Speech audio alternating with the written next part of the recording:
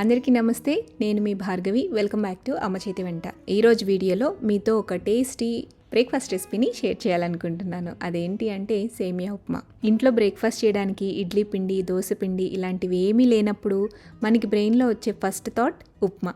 ఈ ఉప్మా రెసిపీస్లో సేమియా ఉప్మా అంటే నాకు బాగా ఇష్టం. సేమియా ఉప్మా అంటే కొంతమందికి అస్సలు ఇష్టం ఉండదు, కొంతమంది అయితే ప్రాణం పెట్టి తినేస్తూ ఉంటారు. సేమియా ఉప్మా నచ్చకపోవడానికి రీజన్ ఏంటి అంటే సేమియా చేసేటప్పుడు మెత్తగా మ్యాషీగా అయిపోవటం వల్ల చాలామంది ఇష్టపడరు. అయితే ఈ వీడియోలో నేను చెప్పే ప్రాసెస్లో సేమియా ఉప్మా చేస్తే మీకు అలా ముద్ద కాకుండా పొడి పొడిగా వస్తుంది. అండ్ ఈ సేమియా ఉప్మాకి మీరు ఫ్యాన్స్ అయిపోతారు. మరి టేస్టీగా పొడి పొడిగా చేసుకునే ఆ సేమియా ఉప్మా రెసిపీ ఏంటో చూసేద్దామా? ఫస్ట్ స్టవ్ మీద ప్యాన్ పెట్టుకోండి. ప్యాన్లోకి ఒక గ్లాస్తో నిండుగా సేమియాని వేసుకోండి. ఇది వెయిట్లో వచ్చేసి 150 గ్రామ్స్ అనమాట.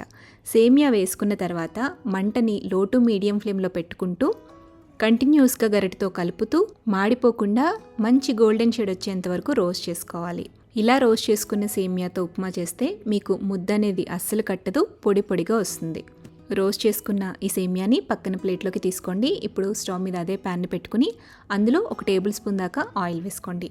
ఆయిల్ హీట్ అయ్యాక ఇందులో 1 టేబుల్ స్పూన్ దాకా తాలింపు గింజలు వేసుకోవాలి. ఆవాలు, జీలకర్ర, మినప్పప్పు, శనగపప్పు. జీలకర్ర కొద్దిగా తగ్గించి వేసుకోండి. తాలింపు గింజలు వేగిన తర్వాత 2 టేబుల్ స్పూన్ల దాకా వేరుశెనగ గుళ్ళు వేసి దోరగా వేయించండి. ఆ తర్వాత 2 టేబుల్ స్పూన్ల దాకా జీడిపప్పు కూడా వేసేసి చిన్న మంట మీదే నిదానంగా వేయించుకోండి. తాలింపు మొత్తం బాగా వేగాక ఇందులోకి 2 లేదా 3 పచ్చిమిరపకాయలని ఇలా సన్నగా చీల్చుకుని వేసుకోవాలి. అలాగే 1 టీ స్పూన్ దాకా అల్లం తురుముని వేసుకోండి. నెక్స్ట్ 2 రెమ్మల దాకా కరివేపాకు కూడా వేసేసి అల్లం పచ్చివాసన పోయేంత వరకు కూడా ఆయిల్లో ఫ్రై చేసుకోండి. తర్వాత అరకప్పు దాకా సన్నగా తరిగి పెట్టుకున్న ఉల్లి తరుగు కూడా వేసి త్వరగా మగ్గడం కోసం కొద్దిగా సాల్ట్ని కూడా వేసేసి ఉల్లిపాయల్ని వేయించండి. ఉల్లిపాయ ముక్కలు మగ్గిన తర్వాత ఇందులో 2 టేబుల్ స్పూన్ల దాకా చిన్న ముక్కలుగా కట్ చేసుకున్న క్యారెట్, 2 టేబుల్ స్పూన్ల దాకా పచ్చి బఠానీ, 2 టేబుల్ స్పూన్ల దాకా బాగా సన్నగా తరిగి పెట్టుకున్న ఫ్రెంచ్ బీన్స్ కూడా వేసి వెజిటబుల్స్ని ఆయిల్లో మగ్గించాలి. మూత పెట్టుకుని చిన్న మంట మీద మగ్గించండి. 5-10 నిమిషాల పాటు మగ్గిస్తే వెజిటబుల్స్ అనేవి ఇలా కుక్ అవుతాయి అన్నమాట. ఇవి మగ్గిన తర్వాత ఇందులో మనం ఎసరు పోసుకోవాలి.